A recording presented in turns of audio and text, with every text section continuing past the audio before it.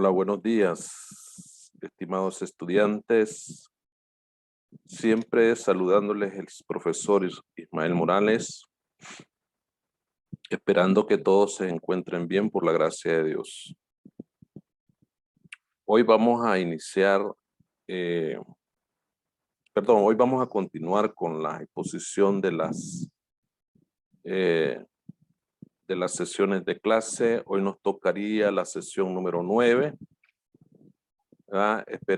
Espero que todos estén haciendo las tareas y he estado revisando tareas para que ustedes avancen.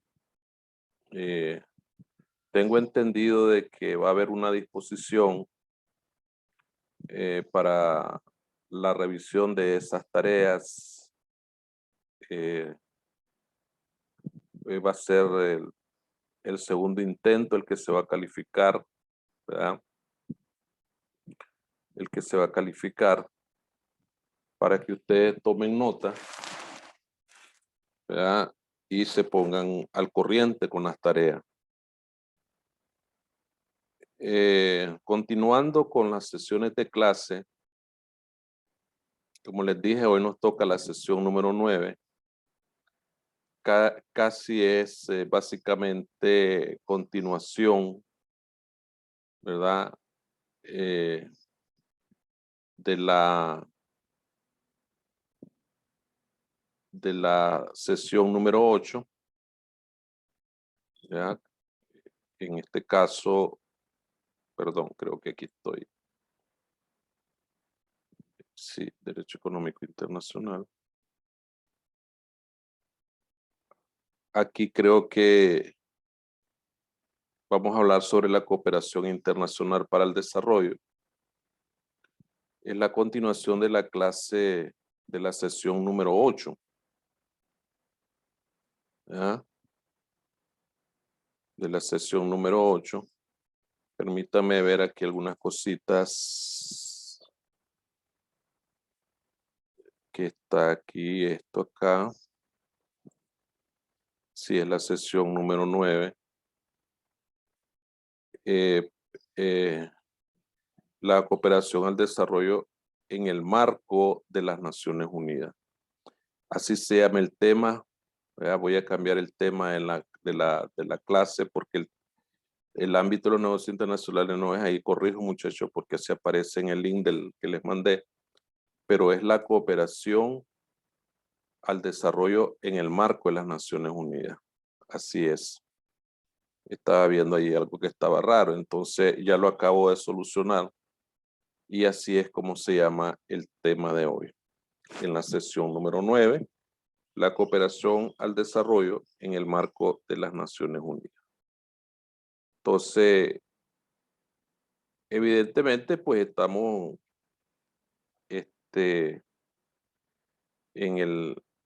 en esta parte tan importante que es la cooperación internacional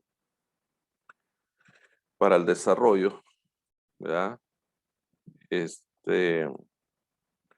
es importante destacar que las Naciones Unidas es la organización que se encarga de rectoriar, por decirlo así, todo aquello que tiene que ver con la cooperación internacional o la cooperación para el desarrollo. ¿Por qué digo esto? Porque hay una serie de organismos de las Naciones Unidas que se destacan o que son más que todo los encargados de apoyar, de desarrollar planes de desarrollo en los países donde están ubicados estos organismos. Porque estos organismos tienen, abriendo un paréntesis, estos organismos tienen, perdón, disculpen, la ubicación de una serie de agencias o sedes en los países donde se encuentran ubicados. Estos países son los países menos desarrollados con altos grados de pobreza con altos índices de pobreza, altos índices de problemas sociales, de desarrollo, que es donde se necesita la participación y el apoyo de las Naciones Unidas. Hay una serie de organismos, como les dije, está el PNUD, Programa de las Naciones Unidas para el Desarrollo, está la UNTAD, la Organización de las Naciones Unidas para el Comercio y el Desarrollo, está la FAO, está la Organización de las Naciones para la Agricultura, está el PMA, el Programa Mundial de Alimentos de las Naciones Unidas, y así sucesivamente se encuentran una serie de organismos que son organismos especializados de las Naciones Unidas que se encargan de crear, como dije, planes de desarrollo de los planes de desarrollo en los países donde tienen serios problemas deficitarios. Normalmente hay que entender que las Naciones Unidas tienen una serie de organismos que no dan préstamos a cambio de un interés determinado, con el caso del PMA, por ejemplo. El PMA no es un organismo que se dedica a hacer préstamos a los países con problemas de desarrollo social, problemas de desarrollo económico no, esta no es la función de estos organismos en el marco de las Naciones Unidas. La función de los organismos es apoyar sin ningún afán de lucro en estos países, como son los otros organismos financieros internacionales que yo les estaba destacando este problema, este asunto en la clase anterior, pues de que son organismos que se dedican y que están ubicados en las naciones en el mundo y se dedican a crear cooperación o ayuda y con un determinado fin de lucro. Como ya había destacado en el video que les mandé, vamos a hacer un recordatorio acá. Decía que el marco de cooperación de las Naciones Unidas para el Desarrollo es el instrumento más importante para la planificación, ahí se los estoy diciendo, ahí se los estaba explicando, y ejecución de las actividades de desarrollo de las Naciones Unidas a nivel de país. Esto está en línea con el llamado de los Estados miembros a una reforma de desarrollo de la ONU para impulsar la coordinación y apoyar a los países a alcanzar la Agenda 2030. Aquí es donde yo quería hacer hincapié. Quería hacer hincapié en la Agenda 2030. Vamos a destacar lo siguiente. Hay países que están, o mejor dicho, la mayor parte de los países, todos los países del mundo fueron firmados de los tratados de Roma, los tratados de París, donde se planteaba la necesidad de cambiar el planeta, de cambiar el mundo en función del desarrollo de los países. Y es por esa que se crea la iniciativa de los Objetivos del Desarrollo del Milenio. Los Objetivos del Desarrollo del Milenio es la misma Agenda 2030. Es decir, una serie de objetivos que están planteados en esa agenda para lograr, digamos, para lograr paliar el problema de la pobreza, la desnutrición, el subdesarrollo. Esa Agenda 2030 es una agenda de objetivos, ¿verdad? Que está planteada por las Naciones Unidas y uno de los grandes avances ahí consiste en un plan de acción para las personas, el planeta, la prosperidad, la paz y el trabajo conjunto. Eso significa la Agenda 2030. Entonces, esta agenda, su principal objetivo es acabar con la pobreza, porque prácticamente ese es el primer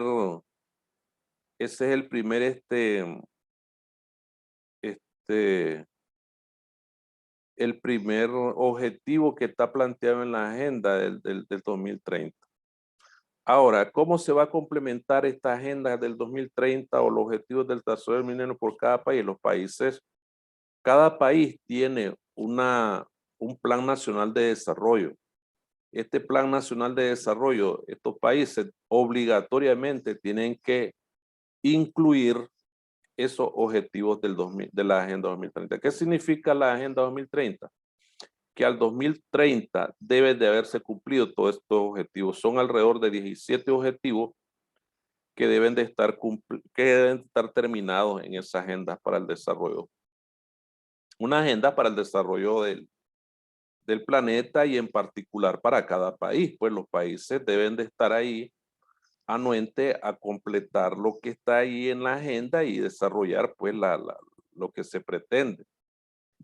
Este marco de cooperación en el caso de la ONU es la impulsora de esta agenda y en el marco pues de cooperación es prácticamente una guía de un programa a cumplir mediante una planificación, mediante la implementación, mediante el monitoreo, el reporte, la organización, la evaluación, del apoyo de todo el colectivo de la ONU en lograr esta Agenda 2030.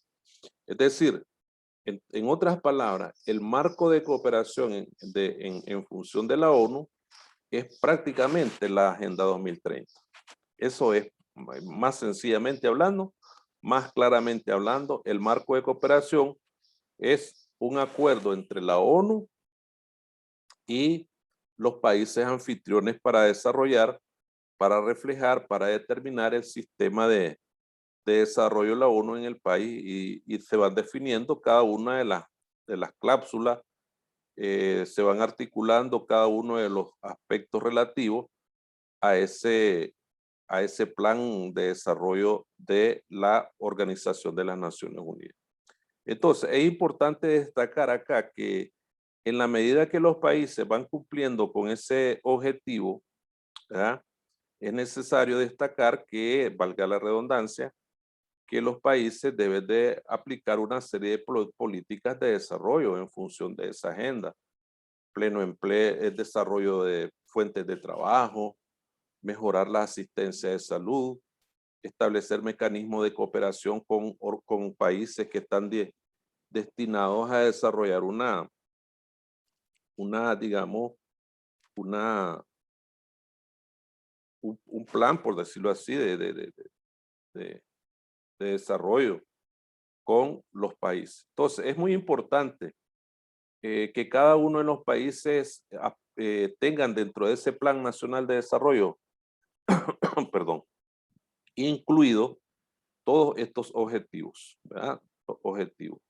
Políticas sociales importantes, sectoriales, la empresa privada, todo el desarrollo debe impulsarse un desarrollo sostenible. Prácticamente también en esta agenda pues está planteado el desarrollo sostenible, el concepto como tal, para evitar de que se siga destruyendo el planeta, pues. Eso significa el concepto de desarrollo sostenible. Es la utilización de recursos con responsabilidad ambiental, ¿verdad? Y no seguir degradando, no seguir destruyendo el planeta.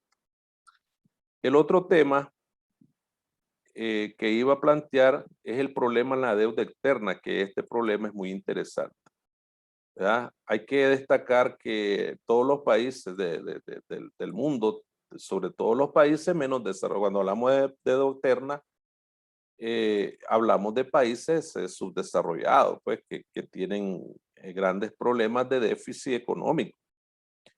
Por ejemplo, América Latina, la mayor parte de los países de América Latina están endeudados, ¿verdad? Entonces, vamos a mencionar algunos datos. Por ejemplo, desde el siglo pasado, en el crecimiento económico en la década del 50 al 70 fue doble que el crecimiento económico en los años 90.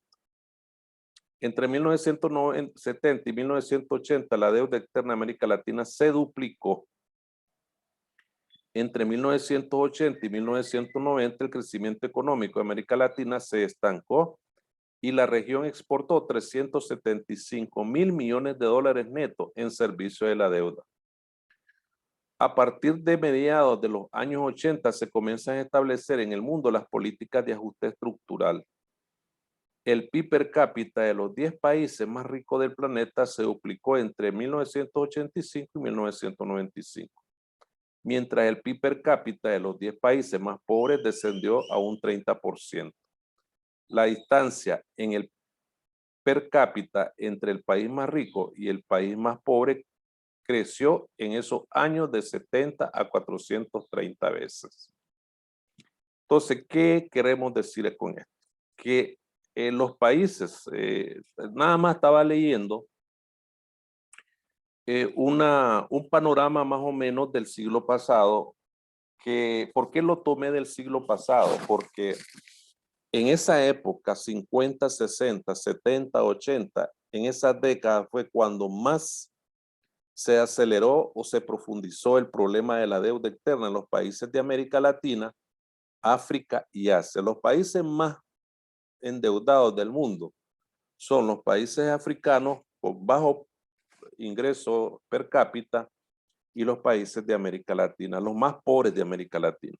Y no necesariamente los más pobres, porque no quiero decir que Argentina, Chile y estos países no están endeudados. Estos países están endeudados también.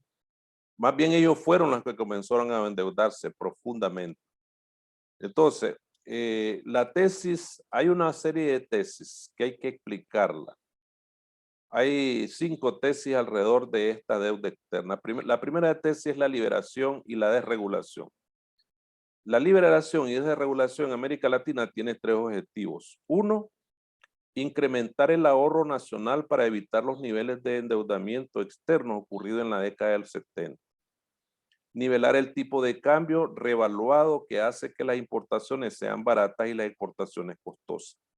Y equilibrar el déficit en cuenta corriente de la balanza de pago, que era muy alto como resultado de los tipos de cambios bajos y de la política de sustitución de importaciones. Esto es interesante. Y el concepto de ajuste estructural debía ir acompañado de políticas de libre mercado y se introduce en América Latina para responder a la deuda externa, para negociar la deuda externa. O sea, la deuda externa en los países que están endeudados básicamente es una deuda impagable, no se puede pagar. Lo único que hacen los países, tal vez ustedes me preguntan, profesor, pero si no se puede pagar, ¿qué están haciendo los países en relación a esa deuda cuando les siguen prestando? Bueno, es muy sencillo, te voy a explicar lo siguiente. Si alguien te presta dinero a vos, te va a prestar para un periodo de tiempo, un banco, una persona, alguien. Te va a explicar, bueno, mira, te presto $20,000 en pagadero en 5 años para un interés anual del 7%. ¿Ah? Entonces, en el primer año pudiste solventar una parte del interés más el capital, pero el segundo año ya no puedes hacer eso, porque tal vez te salieron de otros factores externos, otras preocupaciones, otras obligaciones, otras responsabilidades, y te descuidaste un poco del préstamo que habías hecho. Entonces viene, qué sé yo, si Juan Pérez te hizo el préstamo, se aproxima a Juan Pérez y le dice, mira, Julano, no te preocupes por el préstamo, págame nada más los intereses. ¿Verdad? Págame más los intereses y no me amortices el capital. Entonces, le pagas a los intereses, pero esa amortización del capital que te quedó congelada, que te quedó rezagada, perdón, se va a duplicar el siguiente año y por lo tanto la deuda va creciendo. Así, de esa manera, con ese simple ejemplo que les acabo de poner, es que los países se endeudan. Algunos países pagan el interés, pero no amortizan el capital, ¿verdad?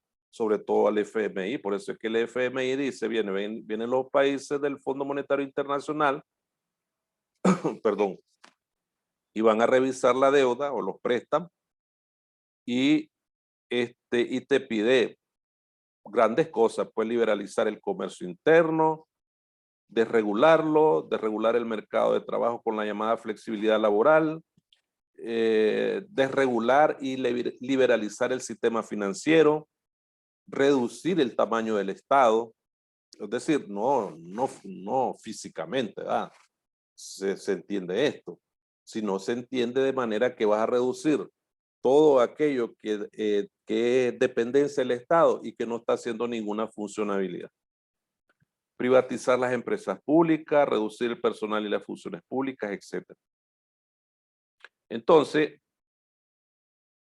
el efecto de la crisis sistemática esa es otra tesis, pero no me voy a adentrar mucho en esto de las tesis, sino que para entender de que la deuda externa en los países de América Latina y los países no de América, necesariamente de América Latina, sino que realmente tiene, digamos, grandes consecuencias, por decirlo así.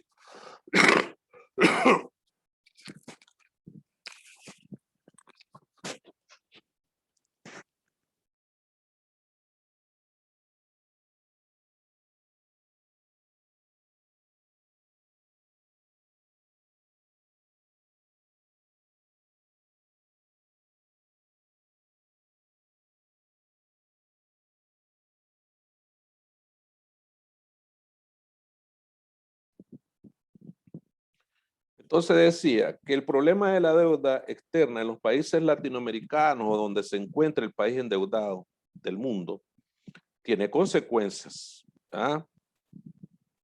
Tiene grandes consecuencias. Hay problemas con la inversión extranjera.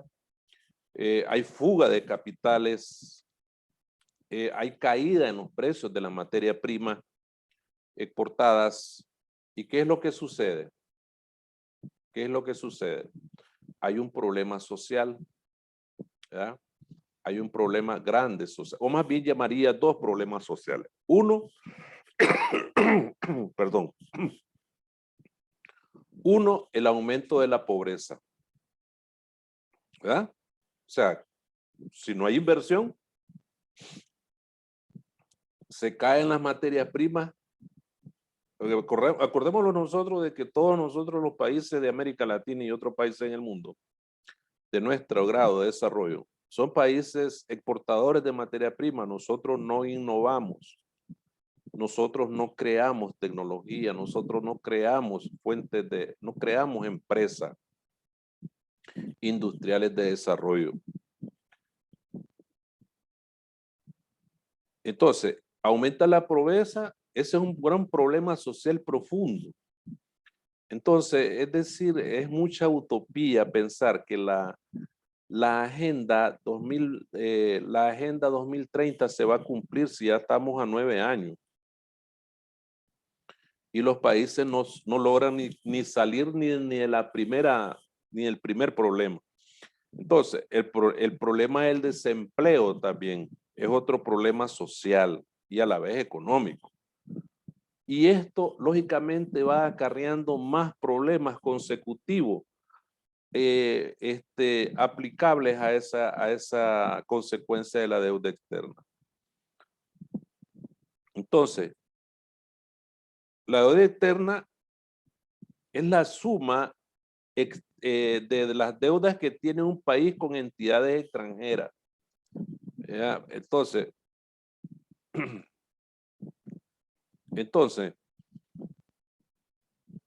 el problema de que los países se endeudan es porque cada vez los países van requiriendo va creciendo la población y hay mayor costo de vida, evidentemente. Entonces, la deuda externa básicamente es la suma de la deuda pública y la deuda privada. Entonces, eso se debe entender de esa manera. Entonces, básicamente estamos en una situación donde los países pues crean condiciones de deuda externa y son imparables.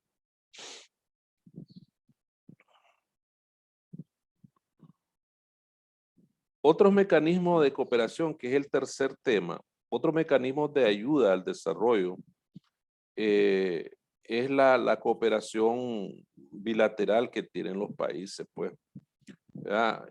Deben ser más o menos entender que los países deben de tener una cooperación, una ayuda, ¿verdad? Que debe perfilarse de otros países para poder ir avanzando en el desarrollo, para que no se sigan estancando los países en un atraso enorme económico. Pues entonces es interesante visualizar esa parte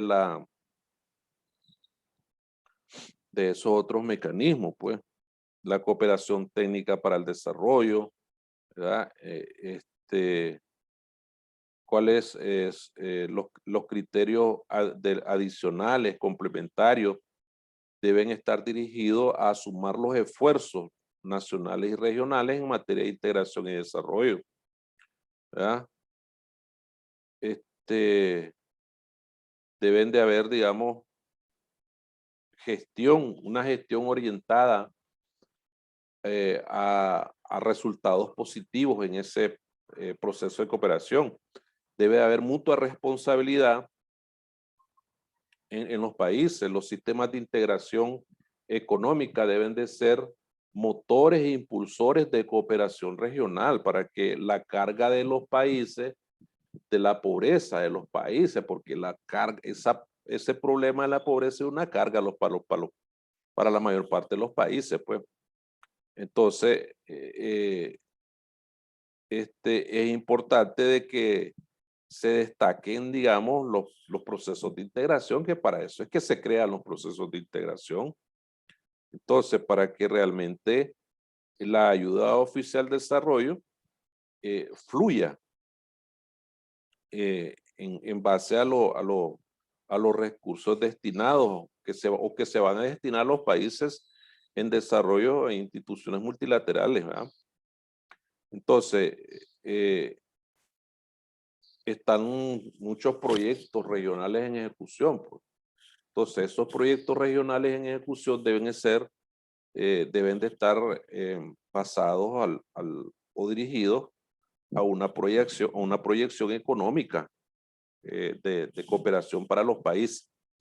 Entonces, proyectos regionales de ejecución, decía, o sea, la oferta y la demanda de cooperación internacional se realiza mediante 3 grandes modalidades: ayuda oficial al desarrollo, cooperación sur-sur y cooperación triangular. Entonces, estas 3 modalidades de cooperación deben estar en función de dirigir, por ejemplo, la ayuda oficial al desarrollo, que se conoce como por sus siglas AOD, hace alusión a todos los flujos de recursos destinados a países en desarrollo, ¿verdad? E instituciones multilaterales suministradas por organismos oficiales, incluidos el Estado y gobiernos locales.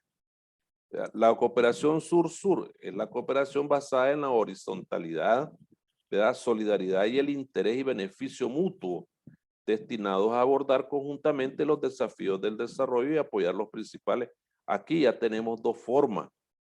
¿Cómo podemos entender que estos son otros mecanismos de cooperación, ¿verdad?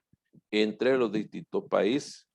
Entonces, la cooperación triangular es un tipo mixto de cooperación internacional que combina la cooperación tradicional o vertical con la cooperación sur-sur.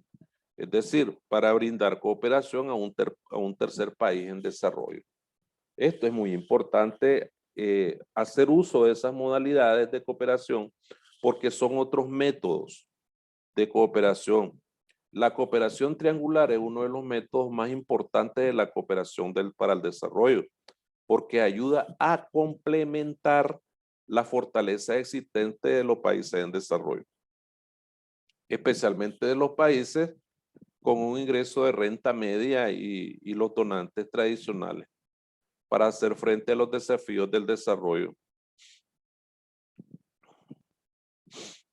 Entonces, también tenemos dos cooperaciones muy importantes que se pueden estimar como mecanismo de cooperación. Tenemos la cooperación financiera Esta cooperación financiera, si bien se entiende como una cooperación financiera, se puede decir que es ofrecida por algunas fuentes mediante la asignación de recursos financieros, ¿verdad? Eh, mediante recursos financieros con el objeto de apoyar proyectos de desarrollo. Eso es lo que se debe estimar. Esta cooperación financiera por lo menos tiene dos condicionalidades o dos aspectos, pues dos características. Esta cooperación financiera o bien puede ser reembolsable o bien puede ser no reembolsable. Eso está en dependencia del acuerdo que se llegue para poder estimar esa cooperación financiera en el país donde se vaya a realizar el trabajo o la técnica. Entonces, existe lo que es la cooperación técnica, que consiste en la ayuda que se entrega mediante la transferencia de técnicas, ¿verdad? Tecnologías, conocimientos, habilidades o experiencia por parte de países o organizaciones multilaterales. Esto es muy importante. ¿Por qué? Porque no necesariamente todos los países vamos a estar esperando de que nos estén regalando o nos estén donando las cosas, ¿verdad? Entonces, ¿qué es lo que mayormente, por ejemplo, Alemania, Francia y esos países apoyan a los países pobres en cooperación tecnológica, por ejemplo, cooperación técnica, pues? Hay que crear las habilidades y los conocimientos a los países para que puedan desarrollar un desarrollo. Nosotros con este tipo de cooperación se contribuye también al desarrollo tecnológico del país. La formación de los recursos humanos en este país lo necesitamos muchísimo, porque no, les repito que no vamos a estar siempre esperanzados a que nos estén regalando y que nos estén donando todo. Este es el tipo de cooperación que se maneja de forma directa, ¿verdad? En los países, pues. Entonces, es muy importante destacar qué otros tipos de mecanismos, ¿verdad? Los mecanismos de cooperación internacional son aquellas modalidades que son las que acabo de mencionar, utilizadas por los países para postularse a una convocatoria de cooperación internacional, ¿verdad? Los mecanismos se encuentran clasificados según las características específicas que lo componen, como la ubicación geográfica del país donante, la situación de desarrollo de los países participantes, la procedencia de los recursos, los tipos de recursos brindados, ¿verdad? Ya pueden ser estos técnicos, ya pueden ser financieros, tecnológicos, ¿verdad? Y se da un proceso de selección, ¿verdad? En cuanto a cómo se deben de ir utilizando todos estos recursos en función del proceso de la cooperación. Entonces, y así pues no nos vamos a ver en la problemática de estar endeudados toda la vida. Pues entonces tengamos en cuenta que la deuda externa es la suma de la deuda privada y la deuda pública, y esa es la deuda externa, para que manejemos eso.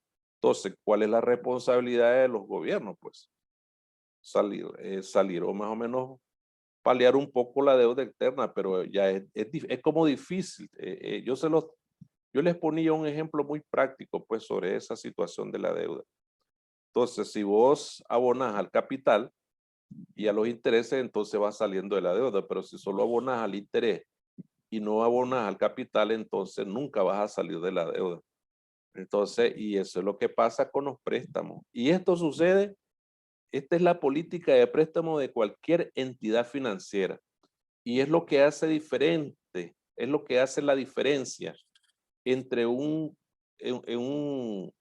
organismo donante y una institución financiera que te hace préstamos a nivel internacional. Entonces, ahí es donde vos vas a ver esa diferencia.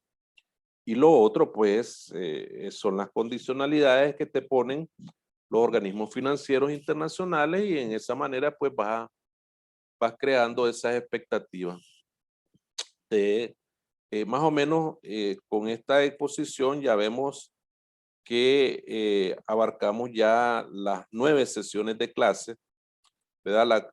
La cooperación nacional para el desarrollo, que era el tema de hoy, en el marco de las Naciones Unidas. Entiéndase que la cooperación, y repito, al desarrollo en el marco de las Naciones Unidas, abarca toda aquella cantidad de organismos que están adscritos o que son especializados en las Naciones Unidas, que se dedican a crear mecanismos de cooperación, de desarrollo para los países con graves problemas de índices de desarrollo humano, etcétera. Ya les mencioné al principio los organismos más o menos que se dedican para esto y otros mecanismos de ayuda al desarrollo como son la cooperación financiera, la cooperación técnica y por último, pues, como damos en el entendido de la deuda externa, ¿verdad? Entonces, en este sentido, pues vamos a ir avanzando, que como qué es lo que se entiende por todo esto, pues hay que entender también, y esto es muy claro, de que ustedes deben estar muy claro, y lo acabo de explicar yo muy claro, lo dije. Yo acabo de explicar qué es la deuda externa, cuáles son sus causas, cuáles son sus consecuencias para los países en desarrollo, ¿verdad? La deuda externa, ¿verdad? Eh, la deuda externa, es decir, el principal argumento para que un país contraiga una deuda es que teóricamente permita conservar los recursos propios y recibir recursos ajenos para explotar, procesar o producir nuevos bienes y servicios. Es decir, prestar tu territorio y conservar tus recursos, pero estás endeudado con la ayuda internacional, pues con los países que te prestan dinero. Entonces, esto demuestra que la deuda externa impacta con el consecuente debilamiento, o sea, la deuda externa impacta, te debilita tu estructura económica, te achica las reservas del Banco Central, básicamente. Y esto trae consigo grandes problemas de déficit comercial, eh, etcétera. Entonces, la crisis de la deuda es la mayor causa del empobrecimiento y la mala nutrición. Después trae consigo una serie de problemas políticos, sociales, ¿verdad? Y así sucesivamente te coacciona a las sociedades pobres pidiendo que paguen la deuda a través de medidas que agotan sus recursos normales de existencia. Entonces hay que estar claro de toda esta situación en base a lo que se define como consecuencia de la deuda, pues, y ustedes deben de manejar esa situación, pues, para que no les cuenten cuentos por ahí. Bueno, muchachos, muchas gracias, pues ya les acabo de trabajar la sesión número 9.